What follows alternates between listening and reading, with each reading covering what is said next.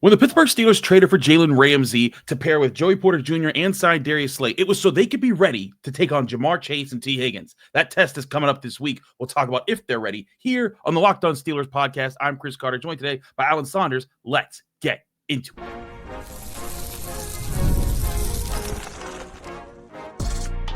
You are Locked On Steelers, your daily Pittsburgh Steelers podcast, part of the Locked On Podcast Network, your team every day.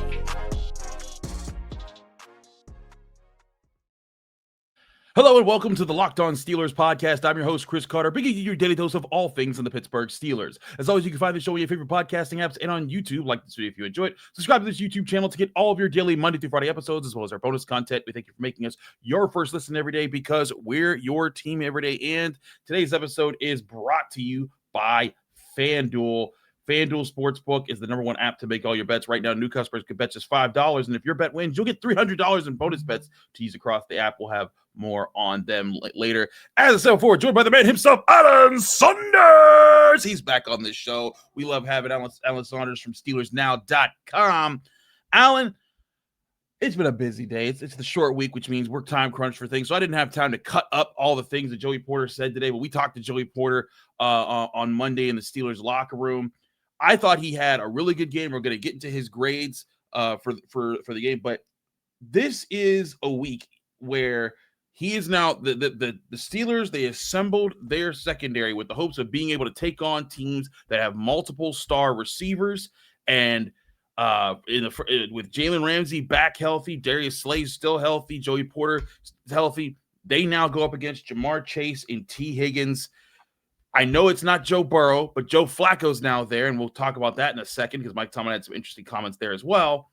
But do you see this secondary as ready to take on these guys, or do you think that this could lead to problems considering how talented those guys are, and maybe that Joey Porter still has places where he needs to grow?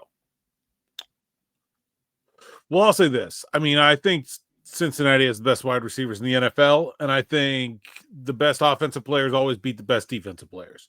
So I don't think anybody should feel good about their matchup facing the Cincinnati Bengals receivers. Everyone should go in there kind of shaking in their boots a little bit.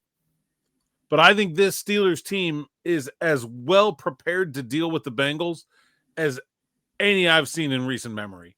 I mean, you get back to like maybe the 19 team that had Hayden and Nelson and Minka and Edmonds and Hilton and Sutton. They were pretty good 1 through 6. But I think this team has something different in the pure man-to-man ability of their cornerbacks, and that really starts with Joey Porter Jr. being able to be a physical matchup for T. Higgins. But I think they have some things to prove here. Like, it looks like a good matchup on paper, but there's some things we haven't necessarily seen them do yet either that I'm really interested to see if they'll be able to. We haven't seen Joey face these guys without taking a bunch of penalties, right? I mean, he did it in Pittsburgh last year. It was okay. But I mean, he hasn't really shut them down, right? We haven't seen this group together enough to see, like, how are things going to shake out between Slay and Ramsey? But with Chase, is somebody going to follow him around? Are they going to let him go into the slot? You know, what's the game plan there? And if they decide to try to put Chase on Slay, are the Steelers going to let him play man coverage? Things didn't go great for him against Garrett Wilson in week 1. So I think there's still some unanswered questions there, but I like what they have to work with for sure. I hear you on that. I think that there's certainly some questions there. I think that this is a chance for the Steelers to kind of make a statement, even without it being Joe Burrow, even though the Bengals are a bad team right now. I personally thought when I went back and I looked back at the second half of the Bengals-Packers game, I thought Joe Flacco started to find himself a little bit, and kind of being the Joe Flacco that has been a thorn in the Steelers' side throughout his career, whether he was with the Ravens or the Colts or what have you, or the Browns or whatever. But he came in. It took some time a little bit, and it's against an aggressive Packers defense. But he started to make some throws, and the Steelers have to be ready for it. Now, Joey Porter Jr. made a point. He was asked about Joe Flacco and being ready for him. He said, against the Colts when they played last year. They prepared for Anthony Richardson. They didn't prepare as much for Joe Flacco, and it took them some time in the game to adjust to the way that he was playing. He's like, now they're like, they know what Joe wants to do. They know what with the way that he wants to play, and so they're going to be more prepared and dialed up to face him there. Alan, what are the things you think the Steelers secondary has to be most prepared for in this game? The way that the Bengals are set up. Granted, we're all still kind of learning what the Bengals are even going to be with Flacco at quarterback. Yeah, I mean, I think we know. I don't think the Bengals are going to change their stripes. You're welcome for that one. Because they didn't change when they went from Burrow all the way over to Browning, right? So like Flacco, if we think he's somewhere in the middle, I assume they're just going to keep doing their thing. I don't think they'll be any different with Flacco in there. I think they'll just try to manipulate coverages, try to find mismatch ways to get those two guys open. They'll take some deep shots, and then they'll check a bunch down. They're going to have to do that because they can't trust the pass protection to hold up, certainly. And Flacco doesn't move that well anymore. Never really did, but certainly doesn't move that well now. So the ball's got to be out quick. So it's just 1-2, check it down. And I mean, I think they're going to throw 60 passes in this game. I don't think they're going to be able to run the ball against the Steelers at all. I would be surprised if they're even going to try. I think they're going to trust Joe Flacco to be the conductor. I don't think they need him to be great. They just got to find a way to get the ball into the hands of 1 and 5.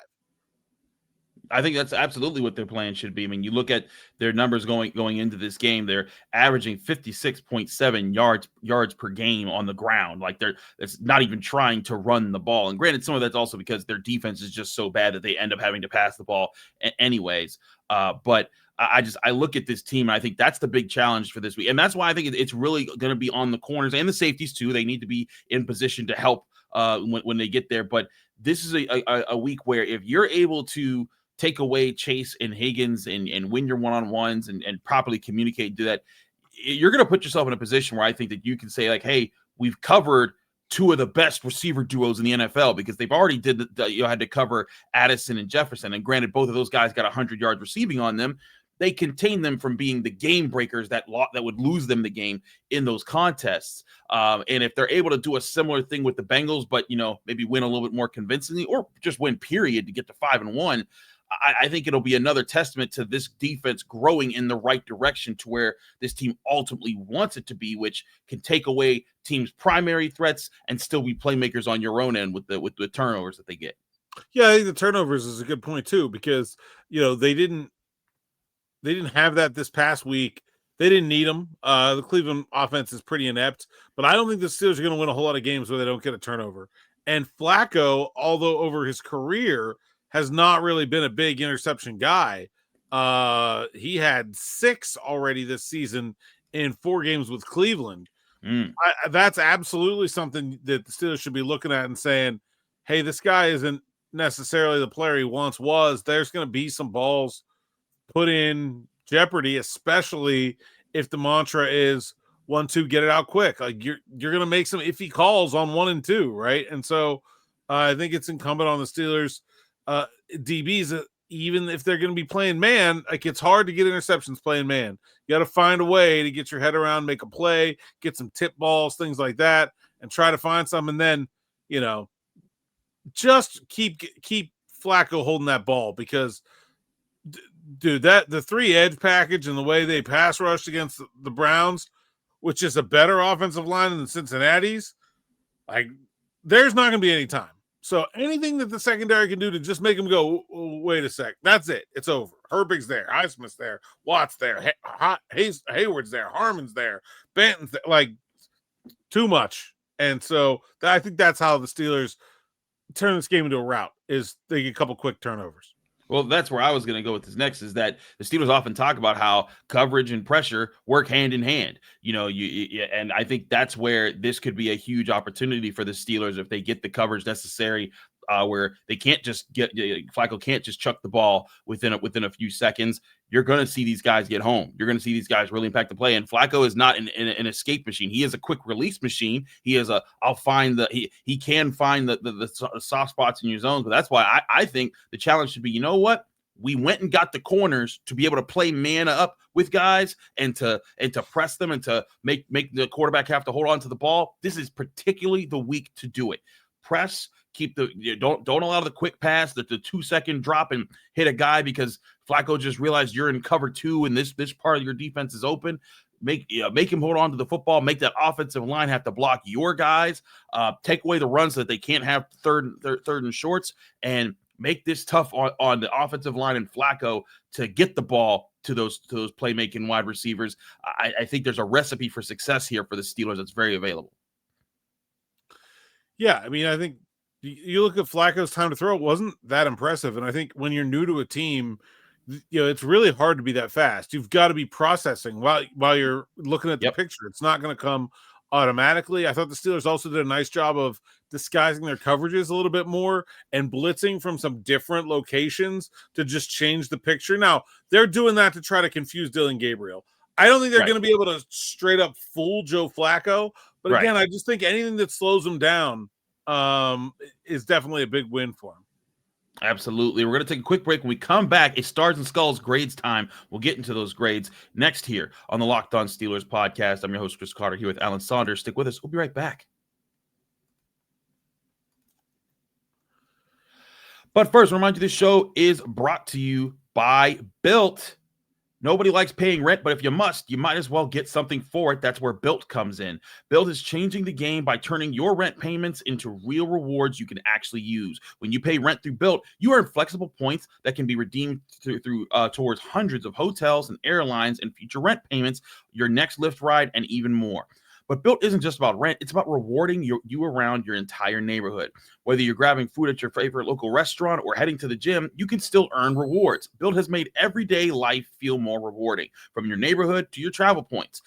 Turn your rent into rewards and start earning points around your neighborhood by going to joinbuilt.com/LockedOnNFL. That's JOINBILT.com/LockedOnNFL. Make sure to use that link so that they know that we sent you.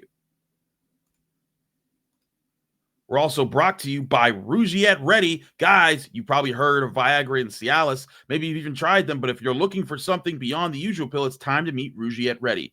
Rougiette Go Long, that's exactly where Rougiette comes in, because this isn't just another ED pill. It's a total game changer for confidence. Go Long combines 2 doctor-trusted medications in one dual-action formula so you can get hard and go the distance. The effects can last up to 36 hours. That's confidence all day, all night, and even into the next day. The process is simple. Connect with a board-certified doctor 100% online, and if prescribed, your treatment ships discreetly right to your door. Ready to level up your confidence in the bedroom? Head to Rougiette.com/LockedOnNFL. Use code LockedOnNFL to get 15% off today. That's RUGIET.com/LockedOnNFL. Use promo code LockedOnNFL for 15% off only at Rougiette.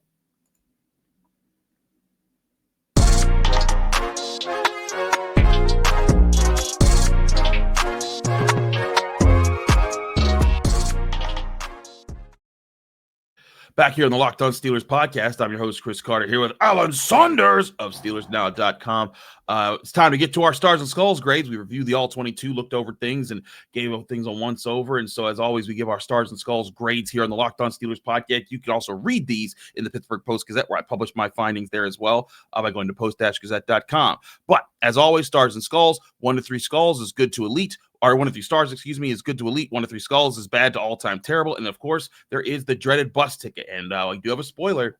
There is a bus ticket available this week. And I'm going to test Alan Saunders at the end of the show to see if he can actually guess who that is. But let's get into it when it comes to the stars. As always with the win, we start with the stars. We start with the 1 stars. And, Alan, I'm going to be honest. There's not too many people that I gave skulls this week. I kind of had to work to find my skulls a little bit, because I thought that the players who did make mistakes often rebounded from it and either made a play to neutralize it or made more plays that made them better. I thought this was a very clean game. I mean, there were some penalties in this game. I think that was the biggest thing that ticked on the Steelers. But when I looked across the board, lots of 1-star performances. I had Kenneth Gainwell, Broderick Jones, Isaac Seumalo, Cam Hayward, Keanu Benton, James Pierre, Jack Sawyer, Chris Boswell, Peyton Wilson, Spencer Anderson, Alex Highsmith, and Cole Holcomb, all as my 1-star guys. And if you're wondering where some other guys are, don't worry. There's plenty of 2 stars on this list here. Now, I want to first adjust Broderick Jones, because a lot of people looked at, Myles Garrett not getting any sacks, and they said, man, Broderick Jones must have had an elite day. I think Broderick Jones had a solid day, but he still was at times losing certain spots, not executing in the right way. If it wasn't for Aaron Rodgers getting the ball out so quickly or the help that was coming to the left side, I think that Broderick Jones would have gotten exposed a lot more. But that being said, he still did his job in this game, and I think he deserves credit for that. That's why I gave him a star. Alan, how would you have graded, or how do you look at Broderick Jones' performance from Sunday? I think 1 star is very that's good. There wasn't like a it's hard with offensive linemen, but there wasn't like that rep. You know what I mean? There wasn't that like, oh, he saved the day here, or he really put somebody on their back, or here's a big play sprung from his block.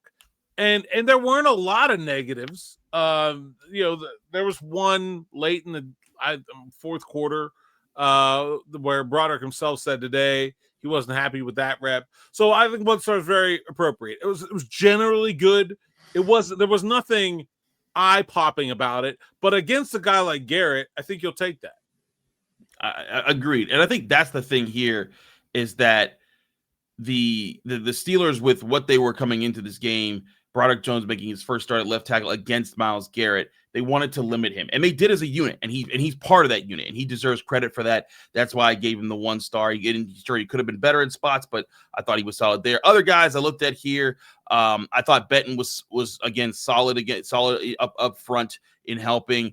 I want to point out Jack Sawyer here, though he didn't get a tackle, he did get 3 pressures, and I got to say, I'm impressed by how Jack Sawyer's been fitting in with this defense and finding ways to help in the spots that he's been given, because I thought Jack Sawyer was going to be more of just a run defender, just like the antithesis of Nick Herbig in his early years, where Nick Herbig was more of the pass rusher, but if you put him in a run defense situation, he'd struggle. And I thought Jack Sawyer was going to be like the complete opposite. He was going to be a really good run defender, but then struggle in the pass rush. But he's getting after it. I give him credit for that. Yeah, I think that was really key, the way they went up big in that game. 82 snaps on defense, and they were able to play some backups there at the very end of the game with a Thursday night game coming. That's really big, but you also have to trust the guys that are going in there, and I think it's important that Jack Sawyer has earned that trust and their faith that he's a regular part of the rotation, and if they get into a situation like that, they have no problem sending him out there and chaining TJ Watt to the bench. Chain him to the bench. It takes a chain, I'm guessing. Like I doubt he goes down willingly. Like maybe you can bait him over there. I don't know. Be like, TJ, I don't know. What would bait TJ Watt? Another quarterback? There's nothing. Yeah, maybe. They're hiding Shedeur Sanders behind our bench. Go get him. I'll go get him. Speaking of TJ Watt, he's in our 2-star grades. Among other 2-star grades, I got Derek Harmon, Connor Hayward, Mason McCormick, Zach Frazier, Patrick Queen, Troy Fautanu, Darnell Washington, TJ Watt, as I said, and both Joey Porter Jr. and Jalen Ramsey. Lots of 2-star grades here, Alan. Maybe the most 2-stars I've handed out in a single week ever.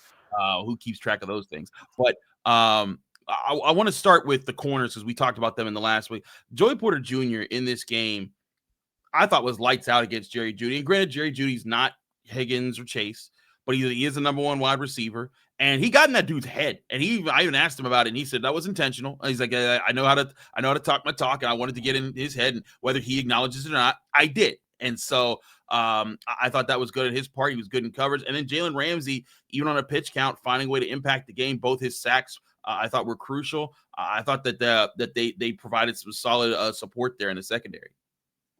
I thought it was good. Now, that's a bad group of receivers. I mean, forget Jeudy. I mean, after Jeudy, there's just nobody. So you should feel good about being able to cover those guys. But I mean, I thought he was good with the. I just thought Joey was very demonstrative. He was, as you said, talking smack. He was getting the fans into the game. I really thought that was like a side of him that we haven't necessarily seen come out a whole lot, and it was a nice step. Ramsey, considering the injury, the guy comes out there and plays 3 positions. He's blitzing. He's playing cover 2 as a safety. They're disguising coverages. He's playing man-to-man. Like, This was, by the way, the guy that was supposed to be the troublesome teammate, the one that Miami was like, "You take him, we don't want him." Like it's just what a guy. What a pickup. I can't. It's sort of mind boggling that like he was basically like for free. Like certainly they had to give up Minka Fitzpatrick. It's not like they give him for nothing, but it was like, now we got this all pro and we don't want him. Please, somebody take him. It certainly was there. Other grades here. I gave the right side of the offensive line pretty much 2 stars across the board because that's where a lot of the best runs came from. And particularly in Troy Fautanu's gap, when I look back at it, they were running behind him pretty well. I think at least 2 of their 10-plus yard runs came behind him. Zach Frazier didn't allow a pressure, but Mason McCormick continues to just be an upstart on this offensive line. And I thought this might have been Fautanu's best game so far, how he put it there. What did you see out of the right side of the offensive line, or am I overhyping what they did in this game? I mean, I think they did okay. I'm fine with these guys where you got them. I thought they were really good at just sticking with things in the running game. Like the first maybe 7-8 handoffs of the game, they didn't do much. Right. And I don't think it was some major adjustment. I don't think it was like some aha moment. I think they just kept chipping away. Zach Frazier said that, in fact. Yeah, I like the mentality there. And I thought that was really effective. They warmed down over the course of the game. And the Browns are a good defense, number 2 run defense in the country. Like that, they're a physical bunch. And I think the Steelers kind of whipped them. They did. They deserve credit there. And then just going over some other guys, I thought Derek Harmon had a really good game, got to the quarterback twice for half sacks, and was really good against the run. I gave Connor Hayward 2 stars because I thought that catch was ridiculous, and he contributed as a run blocker. So I gave him points for that. I also gave Darnell Washington 2 stars. Even though he got popped with that fumble on that play, he just continues to be a big time blocker. And now they're working him into the passing game. He recorded 62 receiving yards, most in his career.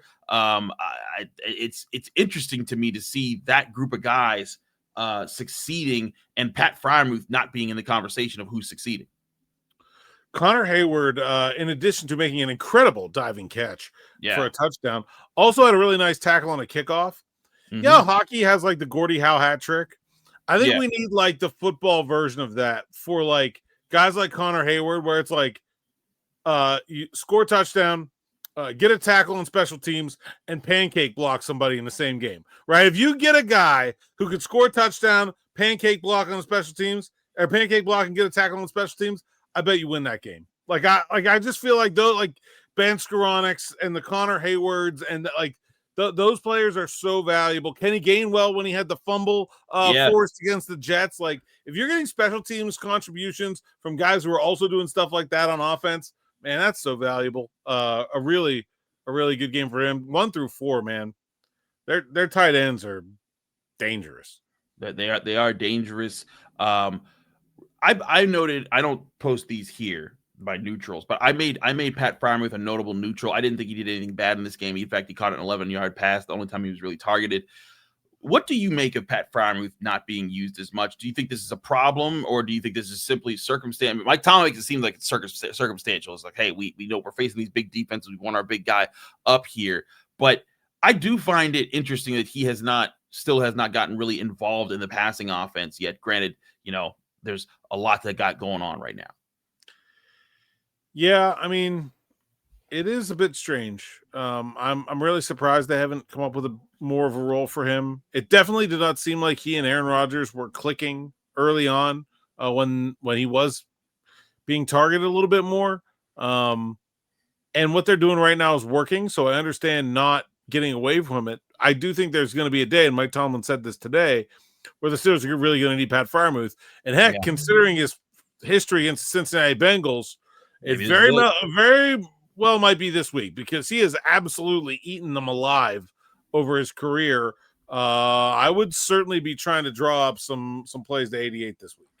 It certainly could be interesting there. All right, I got 4 guys with 3-star grades. Who are they? Herbig. Correct. What? Watt was a 2-star. Oh, what was 2-star? Okay. Metcalf. Correct. Had Ramsey there. You had Queen as a 2-star, right?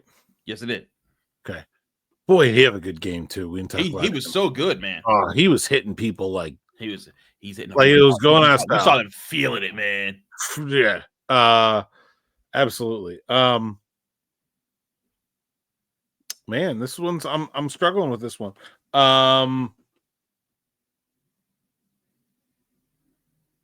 Jalen Warren, did we talk about him? Yeah. Jalen Warren's got a 3-star. One more 3-star. It's a very obvious one.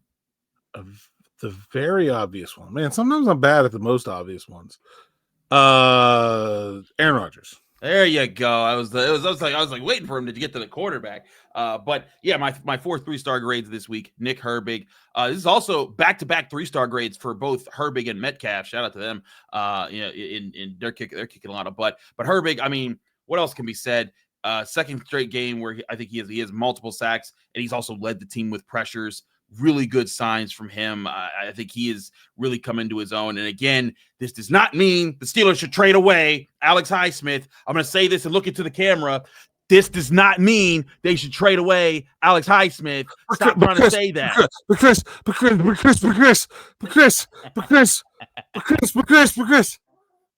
It's no. Stop it. They finally have the rotation healthy and ready to go. Let them cook. Snap counts were dead even between Herbig, Highsmith, and Watt, by the way. And now they're going to be fresher, and there's less chance of injury. Like they could do this. They could do this. They could finally do this. You want to trade it away for Jacoby Myers? No. Anyways, that was a little bit of trauma yelling there. But again, back to the thing. So Nick Herbig, spectacular. Jalen Warren, you look at his numbers and you'll think, well, wait a second. He only had 52 yards on the ground. He only had 11 yards. But, man, when you look at what he did in pass protection, like, he was just knocking dudes around. The play, the 3rd and 3, where Aaron Rodgers rolls to his left, he starts the play by chipping Myles Garrett and then comes back and is like, Aaron, I'm open. And Aaron flips the ball to him, and he makes a spectacular grab on the ground. He does so many of the little things right. You got to appreciate Jalen Warren, man. I think he's the best pass protecting running back in the league right now. It's crazy. And he's 5'9". There's no other team that leaves their back in situations that the Steelers leave Jalen Warren. He's just straight up solo blocking dudes out there. Yeah. Like it's nuts. The chip on Garrett, he chips him 4 gaps over, then runs over there to go hit him again, and then runs back over to get the pass. It's like ridiculous. Yeah. I didn't think Rodgers was great in this game. I look at very badly underthrown deep ball to DK Metcalf that would have been a touchdown, should have been a touchdown. Missed Darnell Washington on a rollout to the right where that ball was a little bit high. He didn't have any bad reps. I don't think there was a bad rep the whole game from Aaron Rodgers. I just think there's probably a little bit more that I feel like he could want from that performance. And I will say this, I thought he did a really nice job of getting the ball out and doing so productively and not just like panic. Oh, God, here comes Garrett. Got to get rid of it. Like still finding productive place to put the ball. I just would have liked a little bit better ball placement on a couple. I might have given him 2 stars, but this is very appropriate here. But it's the getting the ball out as quickly as he did in this game and doing so in a way that allowed his guys to make plays and helped open up other things in the offense. That's why I gave him the 3 stars there. I agree. He did miss that. I mean, DK Metcalf, you could even see when he let the ball go, I was like, oh, that's a touchdown. And then it just hung in the air. And I think it just unexpectedly hung in the air on him. And he was like, okay, missed that one. And then there was that one. Even DK, I don't think thought it was going to hang up because he didn't really come back to it. He was down there like, it's coming, right? It's coming. Oh, no, it's not. Yeah, so they were fortunate it wasn't picked. And then there was that one play. Darnell was wide open. If he hits him, maybe he scores on that one. But also just again, like the big part of the game plan, and Myles Garrett even said it after the game. He was like, they were getting the ball out quick. They were rolling away from me. It's what teams do to TJ Watt. And he did it and moved the ball around. And I think the other reason I gave him, it wasn't just getting the ball out quick.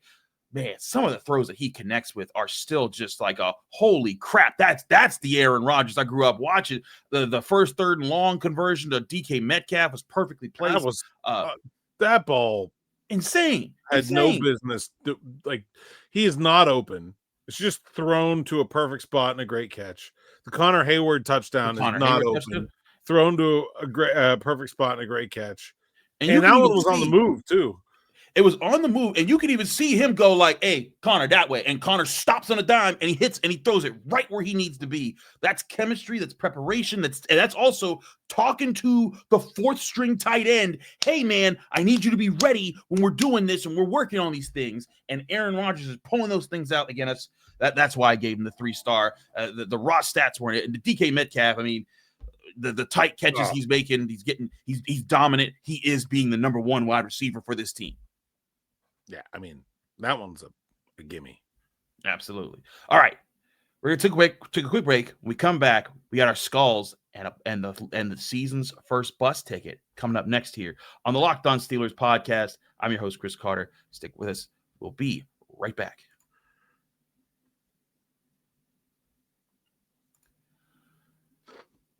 But first, I want to remind you this show is brought to you by FanDuel Sportsbook, the number 1 sportsbook in America.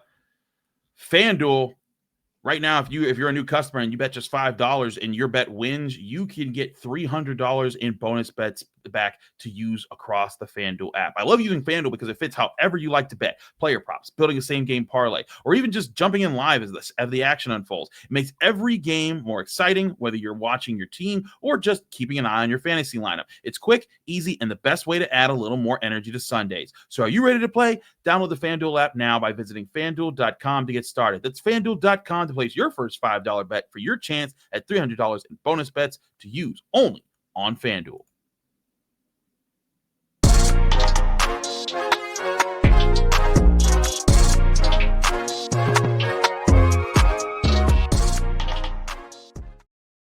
We're back here on the Locked On Steelers podcast. I'm your host, Chris Carter. Let's get into the skull grades. Not too many skull grades to give around. We only have 1 skulls, no 2 skulls, no 3 skulls. We do have a bus ticket. But let's get into the 1 skull grades here. I've got 3 1 skull grades. I got Brandon Echols, Jabril Peppers, and Corliss Waitman. And these are not harsh grades. Again, 1 skulls are literally just like, hey, made like a mistake here, or just your stats didn't add up too well in this one respect. And so, and I didn't see you really kick it back any other way. So this is 1 skull. It's not 1 skulls are not what kills you in games, unless there's like everybody has 1 skull and no one has, stars or anything like that. But Brandon Echols, I just thought that there were some plays that he gave up that he could have been better on. And then Jabril Peppers, I'm not penalizing him for the blindside block penalty because I thought that was a bad call, but the illegal hands to the face did wipe out what was going to be a 3rd and long. So I did ding him for that, and I didn't see him make any early end of the plays. And then Corliss Waitman, there were 2 punts on the day, and he shanked one of them. So that was the reason for that. Nothing harsh here. Just thought these guys were guys who didn't have their best days, but were not terrible either. Isn't that a bad day for the officiating crew too? You could. Oh yeah. You could throw them in there. I really didn't like that Peppers penalty. Yeah, Peppers I didn't have a great game, and didn't do it. Wasn't asked to do a whole lot. And then Echols I thought was fine when he was in there, but it was a pretty small sample. Waitman, whatever. Yeah, it was a bad punt for sure. And honestly, it was a place where Mike Tomlin was like, yeah, we're just going to play the field position game here. And then he kind of let him down. And that's one that really hurts, where it's like, yeah, could have gone for that. And then they, it's like, we'll just rely on our punter here. And then I think it was like a 29-yarder. Yeah, it was just not, it did not work in the Steelers' favor there. But again, not going to ding them too hard for that in that situation. All right. So we got through our 1 skulls. There are no 2 skulls. There are no 3 skulls. There is 1 bus ticket grade this week, Alan. Can you guess who it is? Well, is who the right word there? Is it a who? He saw through my trick, ladies and gentlemen. It is not a who. It is a thing, a noun, if you will. Yeah. How about the Acrisure Stadium grass? the field. That is the correct answer. You saw through my trickery. It did get a bus ticket, Chris. It was leaving. It's literally out of here. Would have been left the stadium before I did. It got out of there. I literally was still riding, and pieces of the field were on their way out the door already. We were literally watching them rip it up, and I was just thinking, like, that's my bus ticket. That's my first bus ticket. They literally said, "Get this thing off my field." Oh man, that was so funny. But yeah, I mean, listen. For all the things that went down about whose fault is it? Is it Pitt's fault? Is it Steelers' fault? Is it the Rooney's fault? It's part of what they decided what to do with this. I'm not going to pretend I'm some field technician expert that knows all the little things here and there. I do know that the conditions of fields have not been that the standards of conditions of fields have dropped over the past, I guess, decade or so, or 2 decades or so, because I've listened to interviews where like the Chiefs used to have like the most pristine field, and it was particularly their grounds crew.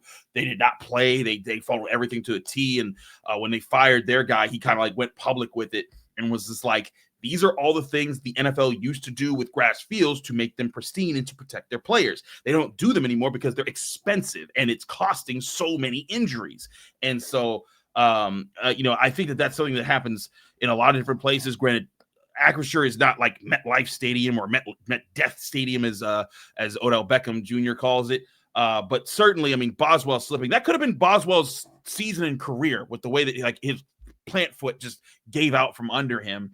It's a good thing you're resodding it, but certainly the Steelers, they gotta handle it. I think this isn't the Steelers, it's the people that own the field. I forget the Allegheny executive whatever group that owns it technically, but there needs to be a considerable effort to make sure that field is better kept moving forward so that it doesn't cause a major injury.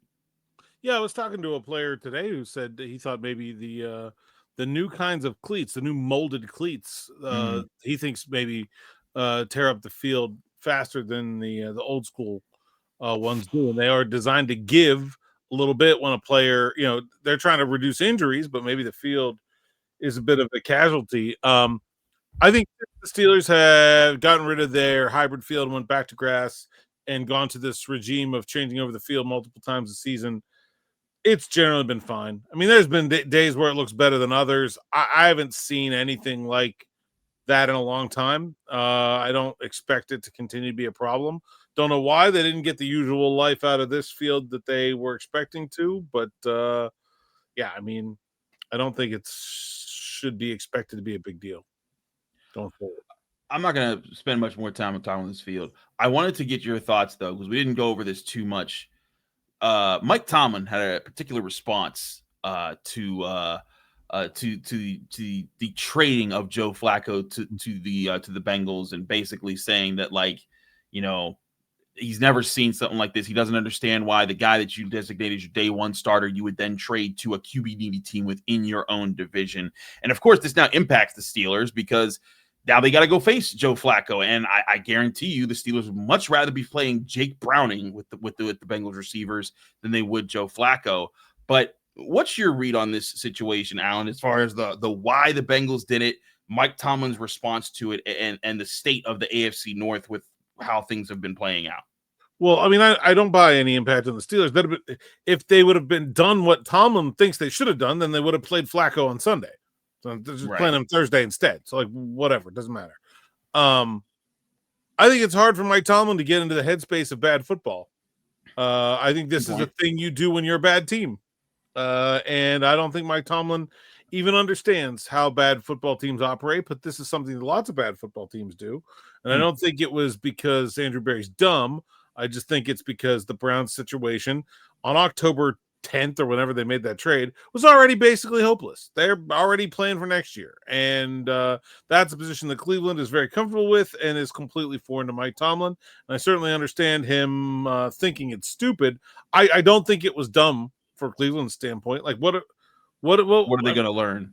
Like, yeah, like I think drafting Dylan Gabriel was dumb because I don't think he's very good. And I don't think they're going to learn anything from starting him this season other than they're going to draft him again next year. Yeah. But I guess you should learn that. And probably at some point we're going to see the other one, because I can't imagine that 16 quarterback hits a game is going to keep Dylan Gabriel in action for very long. Jeez. Even if they want to play him over Sanders, I expect we'll see Sanders at some point too. Why not? Like, what do they have to lose? But I just think that concept is so foreign to Mike Tomlin that he just thinks it's very stupid. I hear you on that. Mike's never been in this situation. He's been 1-5. I think he's been 1-5 a couple times. Was 0-4 or 5 the year they went to London, lost the Vikings? Yeah, they were 0-4, so he had to be 1-5 at some point. Yeah, I think that year. But point being, like and then to the TJ Watt hurt year, I think they were 1-5 as well, I believe. But either way, he's had rough starts. But like again, the whole point is that everybody always knew the Browns were going to have a bad season, and so they're coming off another bad. Like this is just who the Browns are. So that's a very good point by you there. That maybe that's just the frustrating part, that Mike doesn't understand how those teams think. But it certainly did shake things up, and now the Steelers have to get ready to face a Bengals team that has a quarterback that's used to the entire division, that has two of the best receivers in football, and all in a short week against a divisional opponent, where the Steelers have never beaten an AFC North team on the road on Thursday Night Football. They're 0-6 all time since Thursday Night Football became a thing in 2006. Alan, before we let you go, is this the week that streak finally ends? Do you think that curse still hangs over the Steelers? I think it's going to be tough. I don't know. I'm not willing to make a bold prediction just yet. I'm not. We are literally recording this on Monday, so I get it. I think Flacco's going to be tough on him, and those receivers are tough on everybody. Yep. We'll see. I think if they win this game, not because the Bengals are so good, but because of the circumstances, this will be their best win. That'll certainly be interesting to see. We'll be back tomorrow talking about the Steelers after we get another day with the coordinators and in the locker room as they get closer to Thursday Night Football. Keep it here with the Locked On Steelers podcast. Alan, thanks so much for joining us. Let people they can find you, follow you, and get more of your work. Hey, Saunders_PGH on social media. SteelersNow.com is where you can find my written work in Steelers Afternoon Drive and Steelers Morning Rush. My podcast can be found on the Steelers Now YouTube page or anywhere you find podcasts. Absolutely. He's Alan Saunders. Check out his work. Great work. Thank you, Alan, for joining us. Thank you all for joining us here on the Locked On Steelers podcast. I'm your host, Chris Carter. Follow me on Twitter, Instagram, TikTok, Blue Sky, wherever you get social media. My handle is always the same. It's at Carter Critiques. You can read my work in the Pittsburgh Post-Gazette by going to post-gazette.com, including my Stars and Skulls rays written out so that you can read all my different breakdowns there. And also, I have my newest update on my quarterback draft rankings, where I'm looking at the guys that could be in the NFL draft. That the Steelers want to look at the quarterback position, all that at post-gazette.com. And of course, find this show, the Locked On Steelers podcast, on your favorite podcasting apps and on YouTube. Like this video if you enjoy it. Subscribe to this channel to all of our daily Monday through Friday episodes back here tomorrow. We got Wes Euler coming back on the show. It's going to be a fun one. Keep it here on the Locked On Steelers podcast.